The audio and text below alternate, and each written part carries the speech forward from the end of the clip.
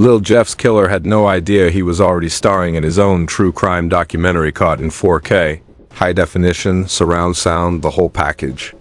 Imagine thinking you just pulled off the perfect get back, only to find out the cameras never stopped rolling. Yeah, this ain't Call of Duty where you can just hit restart. This is real life, and the respawn button? Nowhere in sight. So here's the million-dollar question. Did Trap City Rob really outsmart the streets? Or did he just snitch on himself? Without even knowing it? Because the way this went down, it's almost too messy to be real.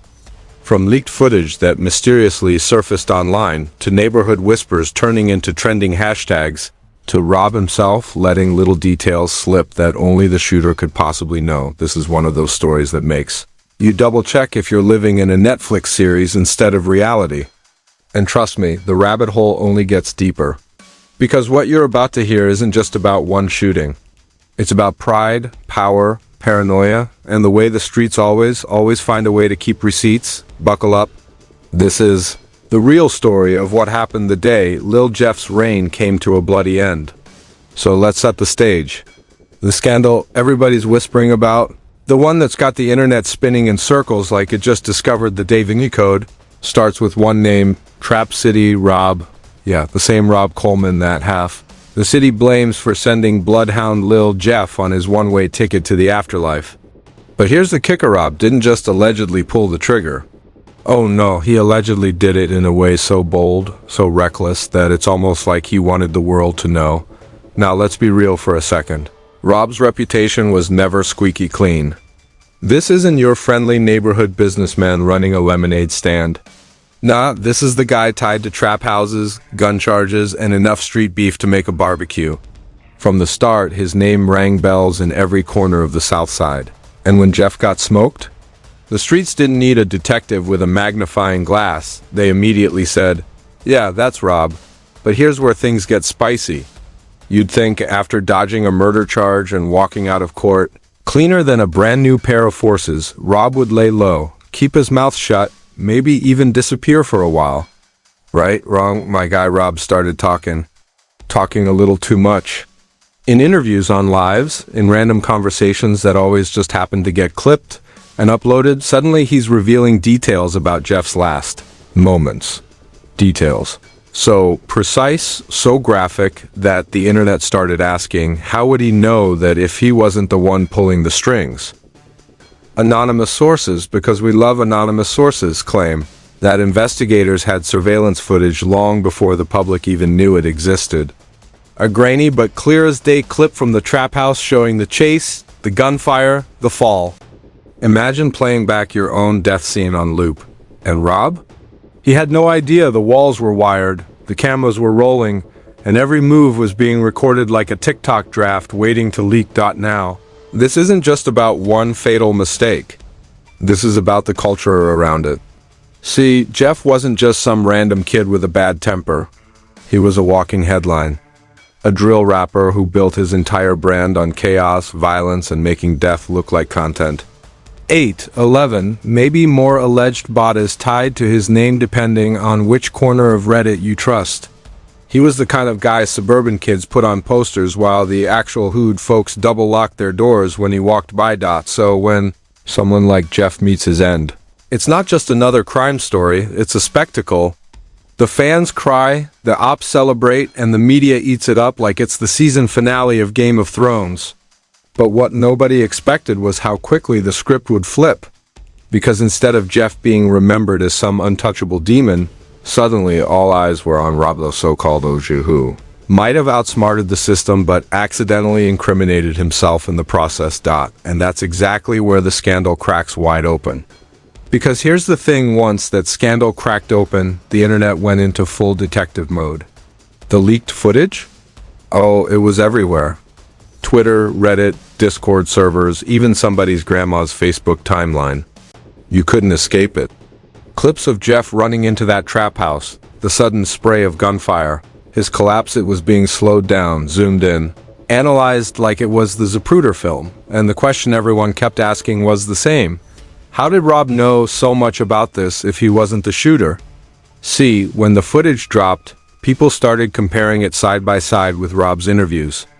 And guess what? The man basically gave commentary like he was the director's cut of the crime scene. Yeah, Jeff chased him inside. Yeah, that's when the shots rang out. Yeah, he got hit like 19 times. Excuse me, sir. How do you know it was 19 times unless you were the one doing the shooting or at least standing right there? That's not just street knowledge, that's CSI level detail, anonymous insiders, because of course we have them claim that. Rob slipped because he thought the footage would never see daylight. According to these sources, cops had the tapes locked up, using them as leverage, but once the streets got hold of them, it was over. Suddenly, every kid with a cracked iPhone was a forensic analyst. Drawing red circles and arrows like this was some true crime documentary on Netflix. Public reaction? Absolute chaos. On one side, you had Jeff's fans, mostly suburban kids who treat drill rappers like Marvel superheroes, crying foul. Free Jeff, they tweeted, as if tweeting would resurrect him. On the other side, the streets were practically throwing a block party. He had it coming, they said.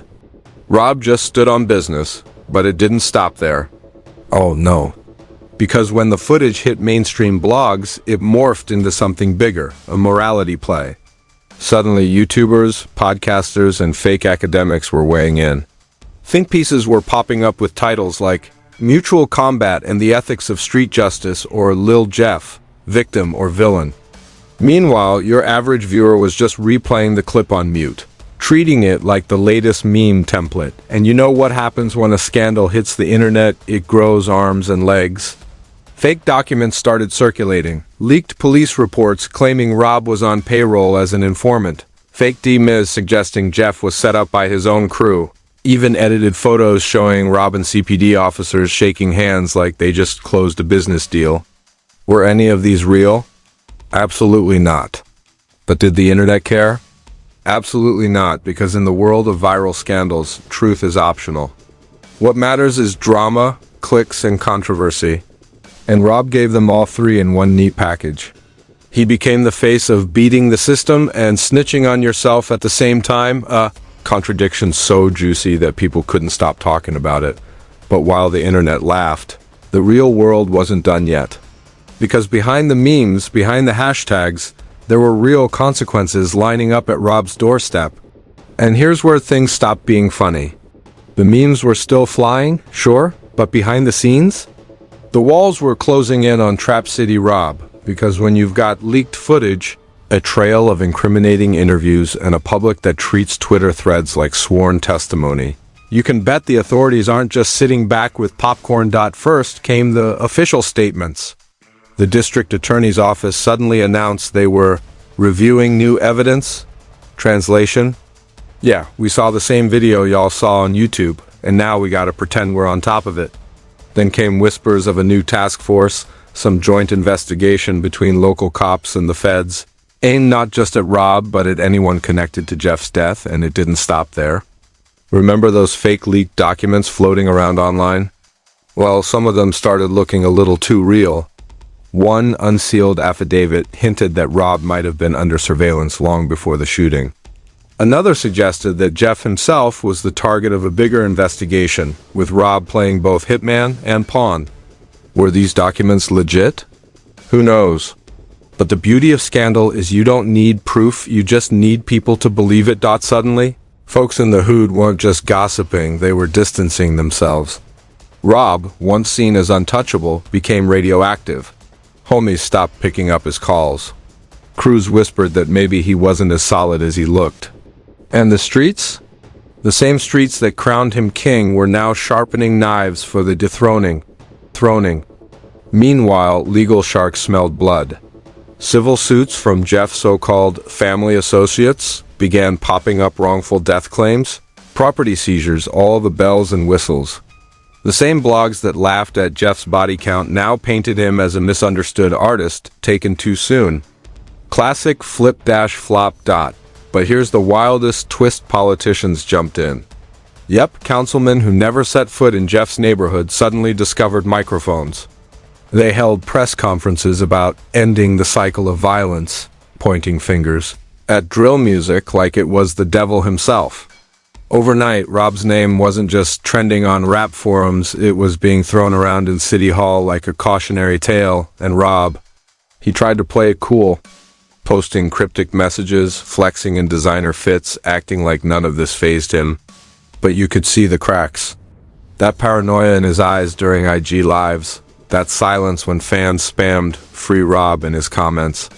He knew the storm was brewing, because in scandals like this, there are no winners. Jeff's legacy got torn apart, Rob's victory turned into a legal nightmare, and the streets? They just moved on to the next viral tragedy. But one thing was certain, the cameras don't lie. And once your business hits the internet, it never dies. And that, ladies and gentlemen, is where the real fallout begins. So after everything you've seen, the footage, the rumors, the lies that might actually be truths, what do you think? Was Rob a mastermind who finally slipped, or just another street soldier caught in his own movie? And more importantly, how many more secrets are waiting to leak out? Drop your theories in the comments, because, trust me, this story is far from over. Smash that like button if you want the uncut truth. Subscribe so you don't miss the next bombshell, and remember, out here the streets might lie, but the cameras never do.